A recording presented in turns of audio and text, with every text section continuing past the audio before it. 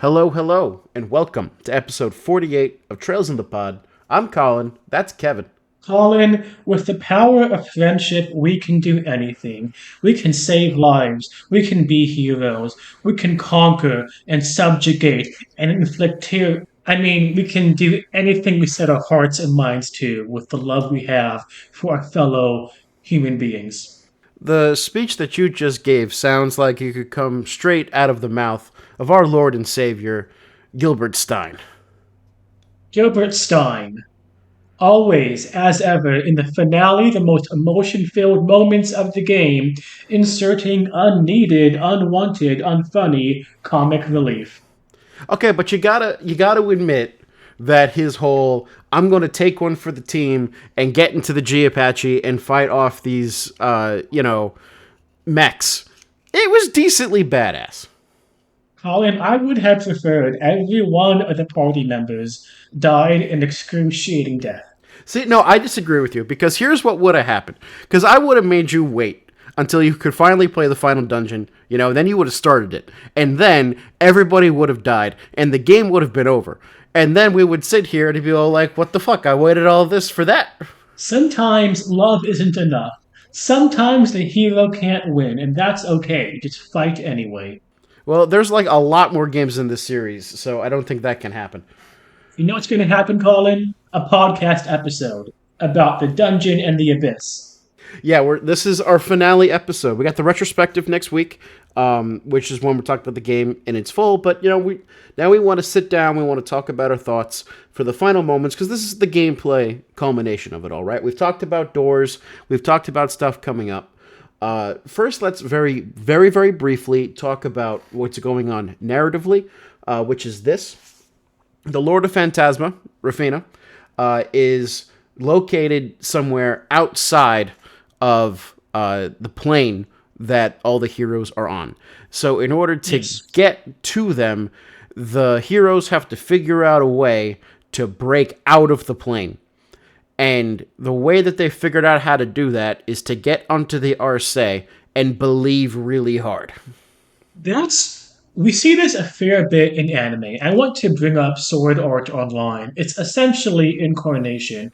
It's your mental imagination, your mental will is made reality through force of belief. So it's drawing from a wellspring within the wider genre as a whole. And we talk about it being the power of friendship and positive thinking, but this kind of is the power of friendship and positive thinking. I will say that for this particular moment in going on top of the Arce and powering it up and moving it forward, the game does a pretty decent job at justifying how that works. I am less. I understand less what had happened at the end when we fight Anima Mundi, beat Anima Mundi, and then destroy this Phantasma by shooting Rufina, and then that will automatically restore the power to Celeste, as if Celeste is a real person that has autonomy. And then when Celeste talks to us, she makes it sound as if Rufina herself, who doesn't exist, was benevolent in giving us the gateway to heaven so we could get out before the Lord of Phantasma could take her over. Like, there's a couple of things here that don't quite make sense to me. If it was Rufina, I would believe it. But like you say, it's not really Rufina. Right, which is a very important part for Kevin to be able to fight her. Kind of in a way, and I want to see if you agree with me, it kind of, I don't want to say cheapens, but it definitely changes how we interpret the big reveal of chapter 7 previously, when we're led to believe it was either Rufina or a copy that's pretty darn close. Whereas here it's more adopting and Well, I mean, discarding a persona like clothing.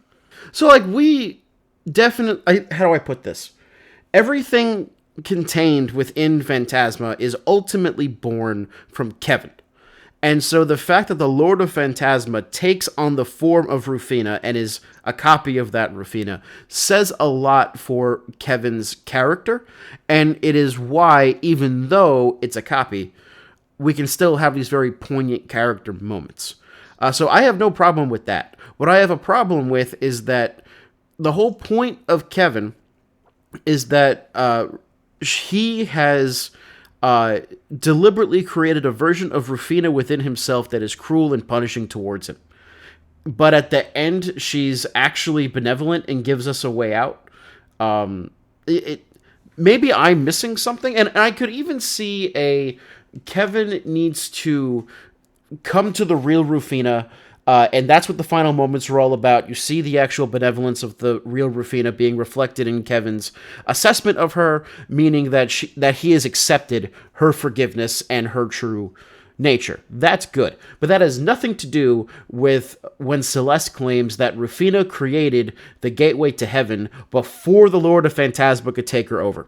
If it's, like you said, if Kevin accepting this within himself was already present in his complicated emotions caused a change, that I could buy and accept and even like. It's him coming to grips with what was always and already there.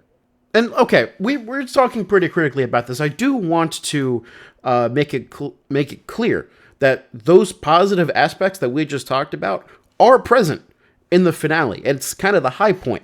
This moment where Kevin and Rufina and Reese talk together and come to this moment of understanding, and Kevin has to fully accept the responsibility of killing Rufina again, but this time Reese does it with him, and it brings their entire arc to a close in a really satisfying way, in my opinion. I thought that was very well done.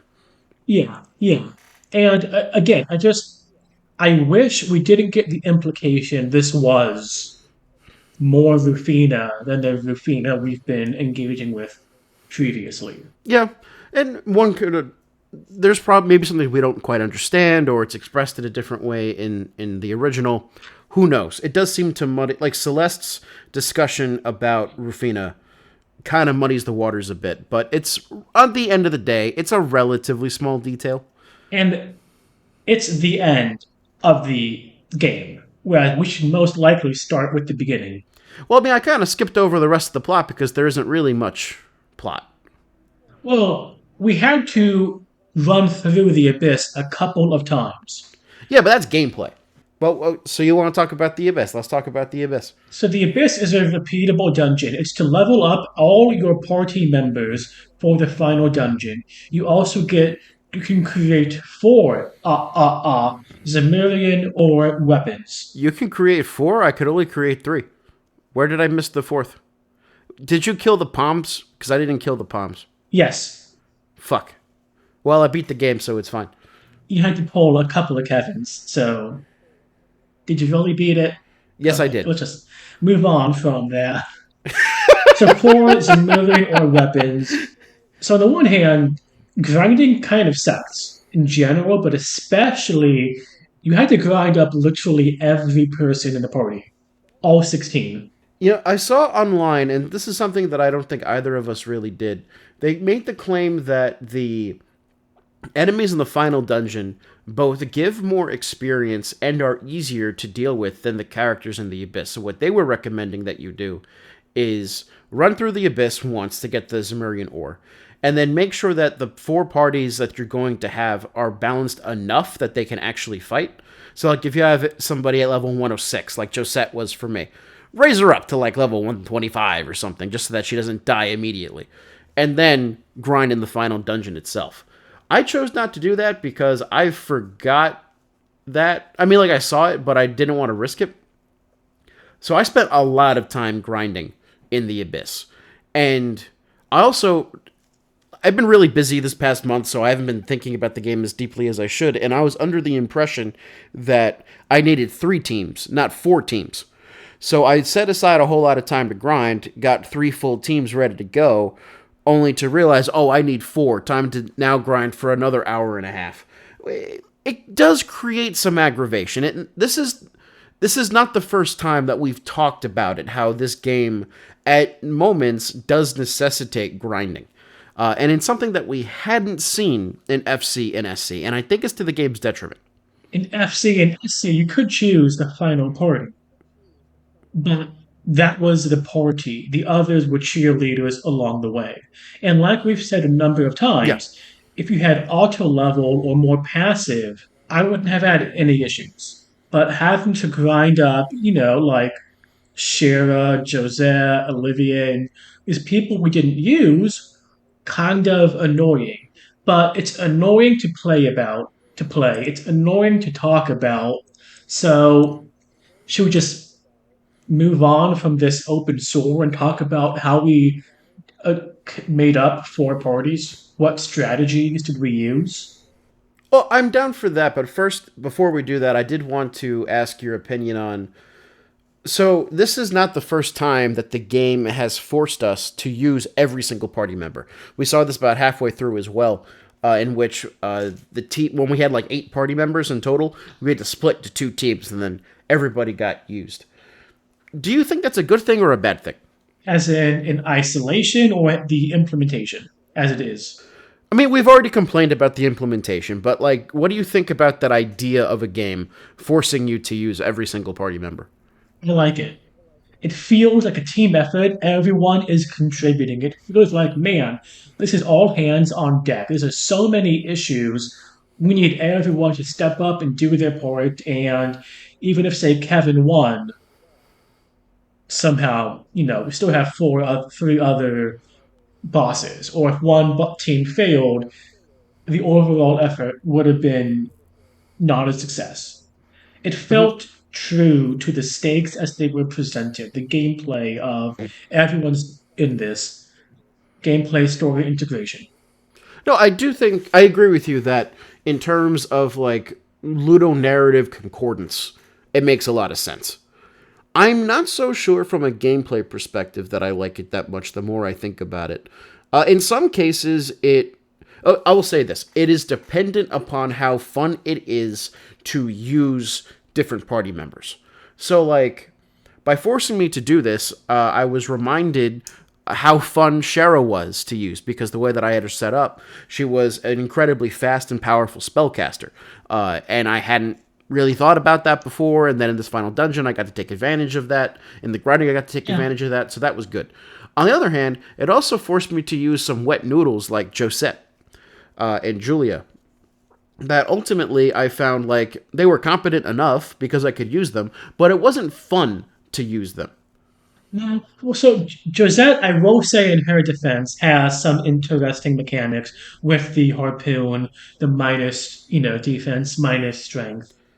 Yeah, but none of those work on bosses. No, no. Julia's, you can't hit her attack orders. That's pretty okay. Maybe a bit wet noodle-ish, but like a small one, not a full spaghetti noodle. Yeah, it's like, I don't know, 3/4 hard, that kind of thing. Do you think it's so? Is this character design? If they were better characters, then it would have been better. I mean, I think it's hard to do it in a turn-based format. I mean, maybe it's not hard to do, but it's different. So like, if we bring in the comparison to the Tales series, all of the characters in a Tales game play differently because how their arts interact, like physically timing the arts, what aspects of the enemies that they're interacting with, how they feel to control on the battlefield is all different. So you might say that I like this character better for me to play with, but numerically speaking, for the most part, characters are going to be pretty well distinguishable. I mean, by this I mean to say that they're pretty well equal and you can swap in and out because the differences are built in gameplay style. With Trails, especially with how important customizability is, the only yes. way to distinguish between the characters is their use of crafts and base stats. So some characters naturally have higher base stats than others, which means that, and also it points you towards the kind of role that they should be playing in. You know, Shara's a spellcaster, Agate's a melee guy, that kind of thing. And then how good their crafts are. And for whatever reason, it is simply the case that some of these characters have excellent crafts, and some of them do not have good crafts, or crafts that you almost never use because you have to use the character in a more support role and no crafts for support, or things like that.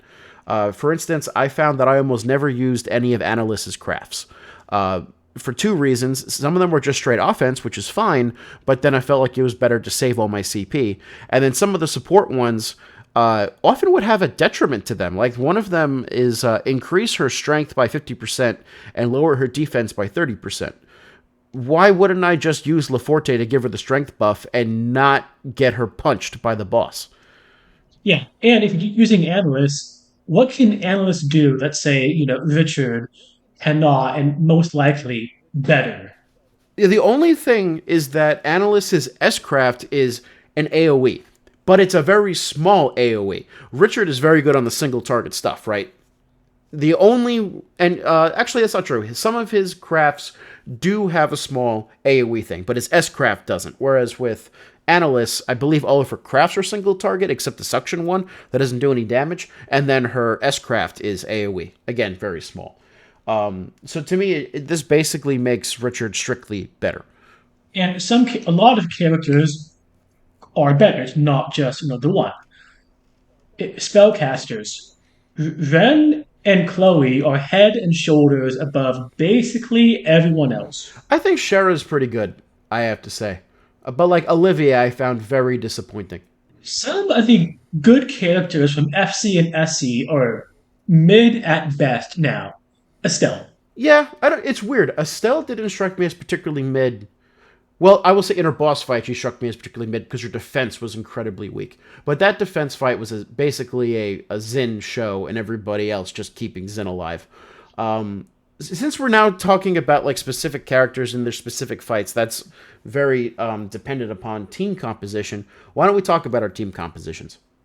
So, what strategies did you use? What was the ethos that led you to construct your teams? And then for you, how did that translate into these are the four teams made up of four people I'm going to go to war Yeah. with? So I came in here knowing two things. Well, one is a couple of things. One is that I knew that every team had to fight a boss at the end. I knew that the team that had Kevin and Reese in it had to be the strongest because they would actually fight the final boss, and the rest of them were just there to give them something to do. And I knew that I would have grinded everybody up to at least level 130 before we set foot in the final dungeon. Most of the time, it got to like level 132, 133, but I knew that they'd all be basically competent. So in order to determine what a good composition was, I would try to have two melee people and two distance support Yeah. people. And then in terms of how to throw them together, I basically had thematic pairs and then everybody else, with one exception. So my first team was Kevin, Reese, Richard, and Ren, because they were quite literally the best characters in the game. Throw them in there. This is also the team that I gave my three Black Sumerian ore weapons to. Then my next team was Team Bracer Guild, except that I switched out one character, and I probably shouldn't have to just keep my focus, but I did Estelle, Joshua, Chloe, and Xin. I probably, just to keep my thematic focus, it probably would have been better to swap out Shara and Chloe, but it worked out fine. Then I did Olivier Mueller and Agate and Tita, because they're two pairs that go well together narratively. And then the last was everybody else. Julia, Annalise, Josette, and Shara. So thematic teams for the most part, and then fuck it, I have to use you. Hufflepuff, essentially. Yes, and that team was not very fun to use, I have to say. But, I mean, I beat the game. What I would have loved to see link bonuses. What? If you engage in thematic combinations, the game would reward you for sticking Tita and Agate together. Estelle, you know what I'm saying? Yeah, no, totally. Like, I could definitely see... And they kind of develop a system like this way later on. Not quite what you're talking about, but, Agate his whole shtick is I'm going to protect Tita. So like if Tita gets hit, wouldn't it make sense for Aga to take on a little bit more damage and Tita to take on a little bit less damage? Yes. Or you could have Chloe being better at healing Joshua. Right. Or You could have so many different if ways. Estelle and Josette are in the same team, they both and Joshua's in the same team. They both perform better because they're trying to compete with each other for Joshua's love. Use so many interesting ways that would be minor, not game breaking, but add so much to the immersion of the world. It also would have left. I mean, I could see easily why it would be very complicated to program because there's so many pairs like that you'd have to keep into account. But it would have added an interesting dynamic to team building that we don't necessarily have here. How did you put your teams together? First, I anchored them with a really strong frontline fighter. That was the first one who I decided. And so I had Richard, Reese, Joshua, and Agate. People who could go toe to toe and dish out damage and, in greater and lesser degrees, take some. Not tanks, but still stand on the front lines. So that means my final party for the big fight was Reese, Kevin, Tita, and Ren. So I was Okay. really depending on Reese to stand in front, Ren to cast, Kevin support, Tita support, but also use her mobile Gundam tank. I think I've only used that thing once. Everybody says it's amazing, and it probably is, but since I almost never used Tita until the end, I never did it. So that means my it was much more balanced, which made the final fight I think a fair bit harder, I imagine, than yours. 'Cause I didn't have Richard, but I think it made the secondary fights, all three of them, a lot less frustrating to go through. I mean, potentially. So if we're comparing, well, we also have to I keep mean, I was on Nightmare, don't Yeah, no, forget, and I could I was have about to Kevin. point that out. Our gameplay experiences are not going to necessarily be the same because of the nightmare thing. But I know, like, on the first fight, which was Estelle, Joshua, Chloe, and Zin, I beat that first try. But then the next fight, both of the next fights took me one retry each, I believe. And then the final fight, it took me two retries in order to get there. The first one was a learning attempt, honestly, but then the second one, like I could have done it, and I got some bad RNG, and I made some poor decisions. But how many times did it take you to get through it? It took me about two or three times in total because the first time is for nightmares is learning the patterns, what works, what doesn't, Yeah, what are the boss status and changes. plus that fight is pretty complicated. Yes, You have to take out the pillars first, and then he switches to a new set of attacks. You really do have to learn the fight before you can you beat the have to fight. learn, oh, like we need physical S crafts because orcs aren't going to do much against the pillars or against the final form and so forth. They do well against the pillars, but only of one specific element. I used physical stuff. The physical worked on all of them, but each one would have one element that it was weak to. Yeah, and that made AoE large scale casting with arts a bit of a pain because Yeah, yeah. Like I tried to use Death Scream or whatever it was that Ren has that's supposed to hit everybody, and that did jack shit. and usually Death Scream, and that's my go to because it's all hardly anyone is strong against I think it's space. Whatever the black one is. Whereas sometimes you see people who can negate, earth or fire, whatever. And yeah, I mean, there is a point in which, and this happened on both the times I got to this phase, so I think it's hard coded in. There's a point in which Anima Mundi becomes very weak to space. And so then, as often as I could, I would just have Ren cast Shadow Spear onto him, and was doing like 8k damage per.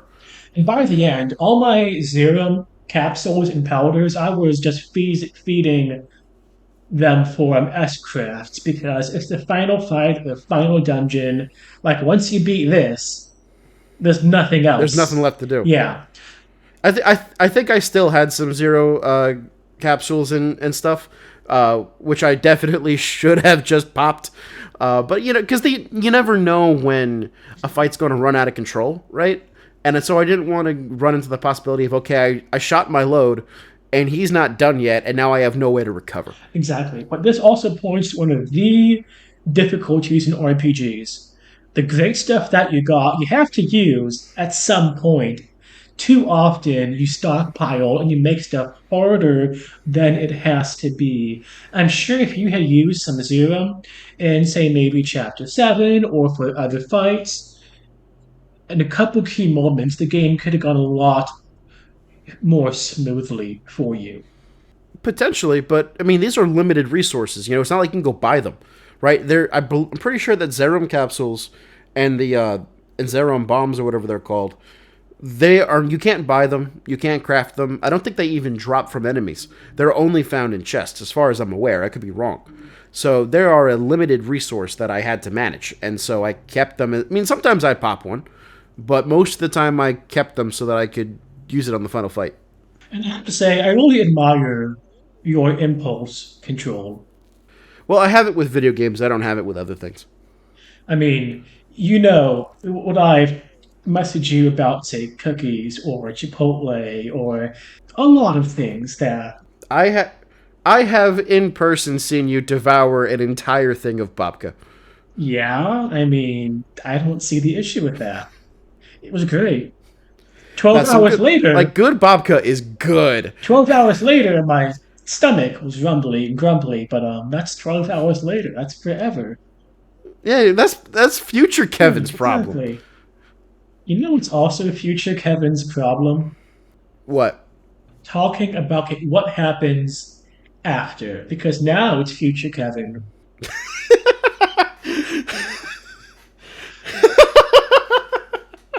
Okay, present Kevin, who used to be future Kevin. What did you? Time is a flat circle. So, what did you think of that ending? Because, like, we have this kind of, final goodbye scene. Everybody has to give their spiel.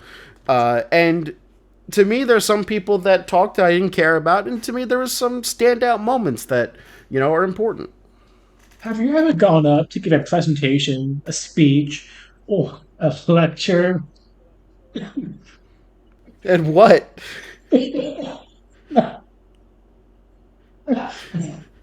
Okay, he's just sitting here laughing at his own joke. I have no idea what's coming. It's not.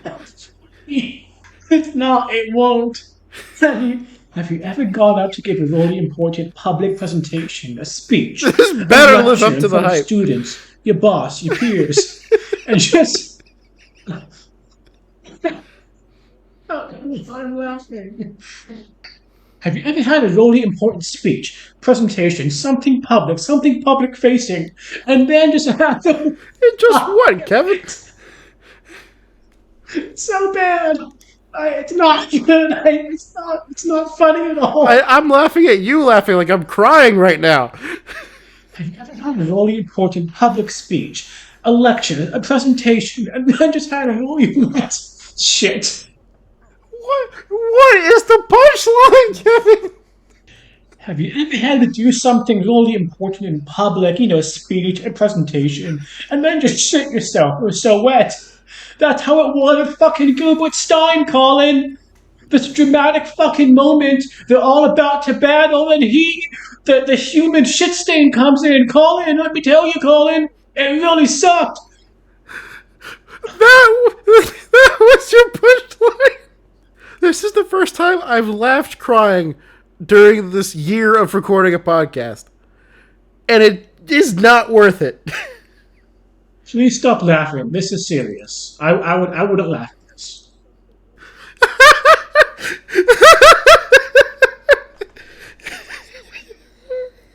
If it's about Gilbert Stein, I will literally die. Okay, but on a serious note, here's why it sucks. It's unearned comedy. It's forcing slapstick into what should be a very pathos-filled moment. These people, the band, is going to break up.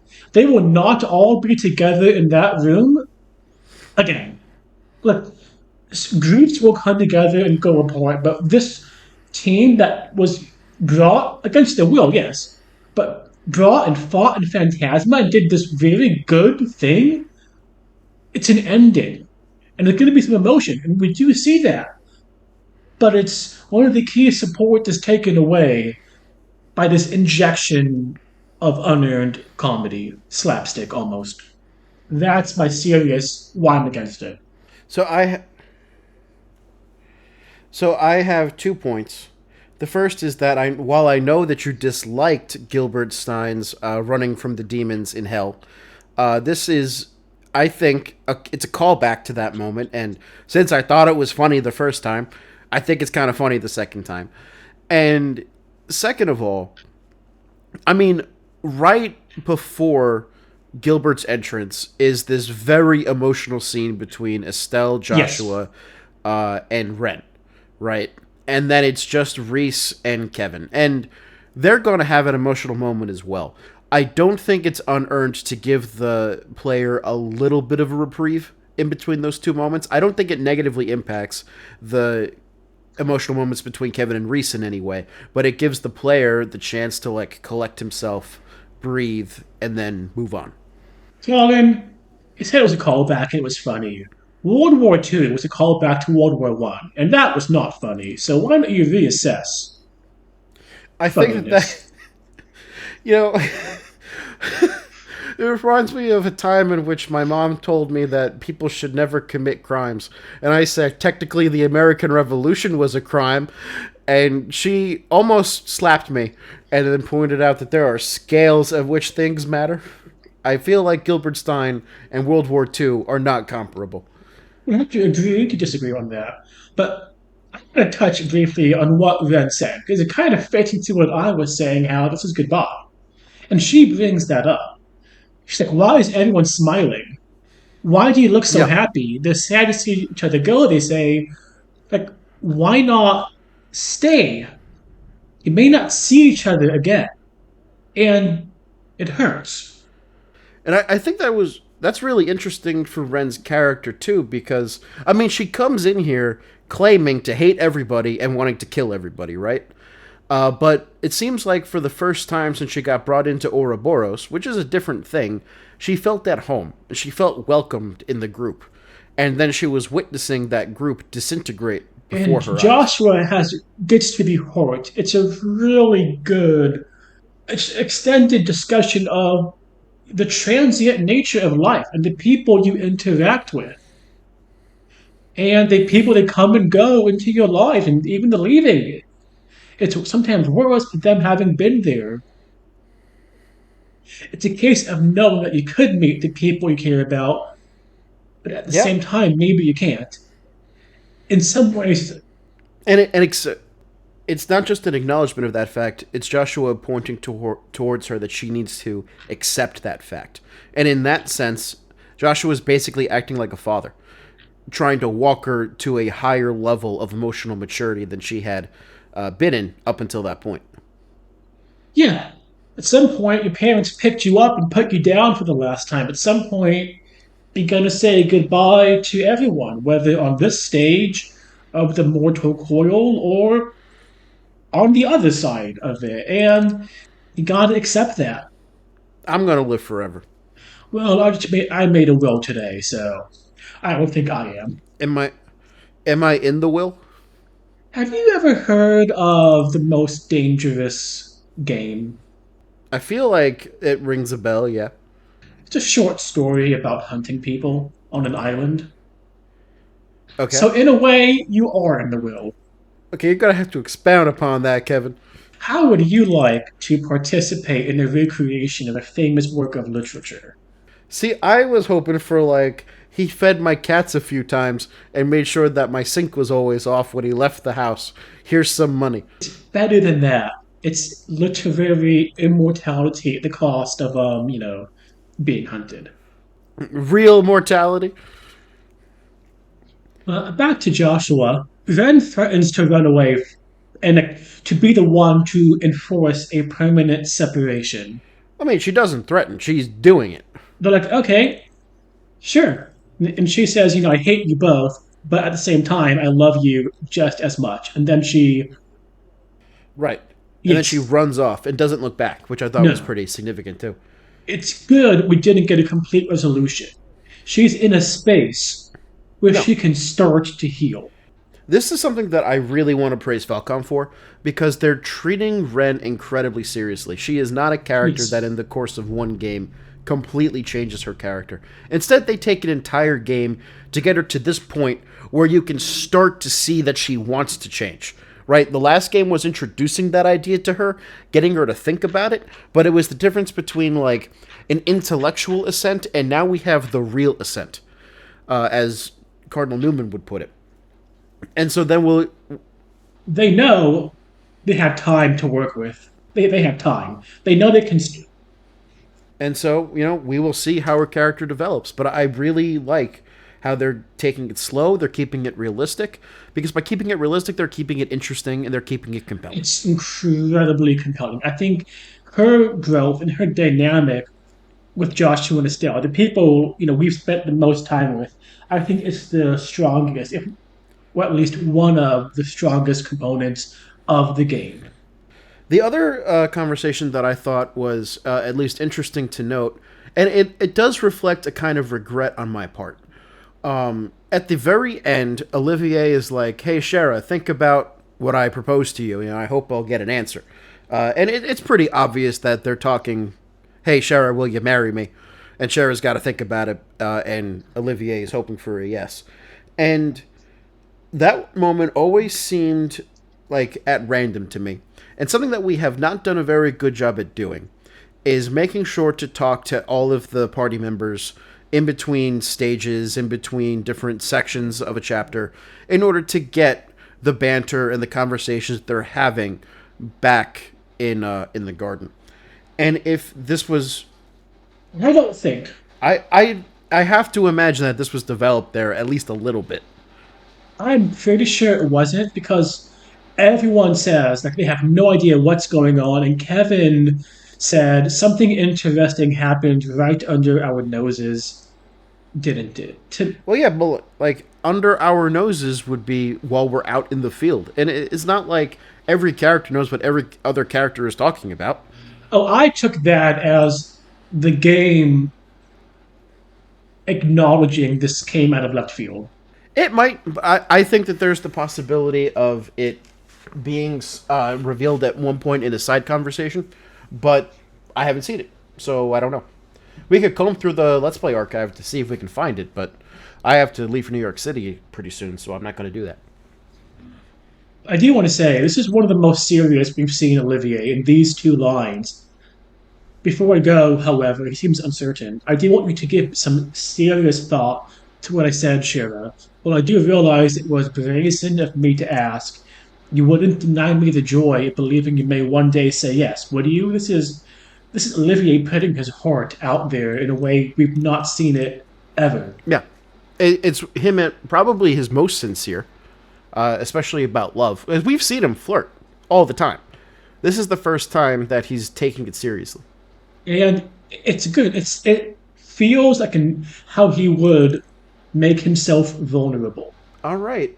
I mean, I think that the only thing that wraps up the game is a post-credit scene in which Kevin says that he wants to change his name from the Heretic Hunter to something else, and Ein Selnet does a villain laugh, gives him permission to do so, and encourages him to let Reese have some input because he wanted to call himself Black Arrow. It's kind of weird how, well, I don't know. We didn't. This feels very important to Kevin's character. Like we didn't get how would he present himself to the world? I do think making it comical is a little bit in character for everybody, though. I like how it ends. It's still pointing towards that there's a real change in Kevin, but remember, they also have to end the game. So making it a funny scene that, okay, maybe we'll see what he calls himself later, that's interesting. Do we learn what he calls himself later? I don't remember. Probably. Stirring testament to how memorable the new name is. Well, man, it's been a while. So it's not like Kuro 2 then. Well, I stopped playing Kuro 2 because the guys doing the patches have been taking so long that I figured I'd just wait until it was done. If we have any of the people who are patching it who listen to the podcast, I want you to know I appreciate the free, unpaid labor you do to translate and localize this incredibly massive Oh, game, even if of my course. co-host does Of course, not. I appreciate it. I think that one is able to recognize the magnitude of the project, the extreme generosity of doing it for free, but then also say, I want to wait until it is done. And since my lights are flickering off, that's not good. Let's wrap this up soon. But, I can recognize that as a player, I want to wait till it's done. Until next time, we give our thoughts on Trails in the Sky the Third, and a bit of our thoughts on the entire Liberal arc of 3 games. It'll be a meaty, jam-packed episode. Cannot wait for it. Cannot wait to go through my predictions and see if I got any of them right. Until then, I'm Kevin. That's Colin. See you next time.